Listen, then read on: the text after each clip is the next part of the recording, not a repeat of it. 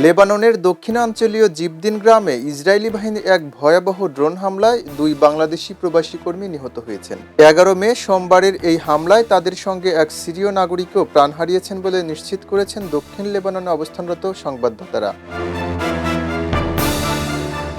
নিহত 2 বাংলাদেশি হলেন সাতক্ষীরা সদর উপজেলার ভালুকা চাঁদপুর গ্রামের আফসার আলীর ছেলে শফিকুল ইসলাম এবং আশাশুনি উপজেলার কাঁদাকাটি গ্রামের মোহাম্মদ আব্দুল কাদেরের ছেলে মোহাম্মদ নাহিদুল ইসলাম। তারা দক্ষিণ লেবাননের ওই এলাকায় শ্রমিক হিসেবে কর্মরত ছিলেন।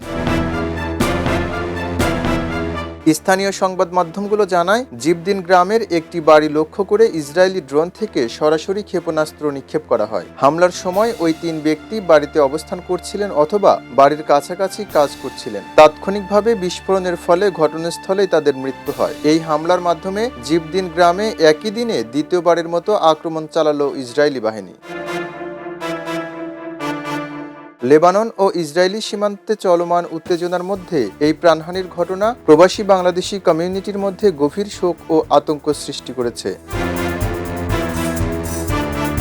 দক্ষিণ লেবাননের বিভিন্ন এলাকায় প্রায়ই ইসরায়েলি বিমান ও ড্রোন হামলা চালানো হচ্ছে, যার শিকার হচ্ছেন সাধারণ বেসামরিক নাগরিক ও সেখানে কর্মরত বিদেশি শ্রমিকরা।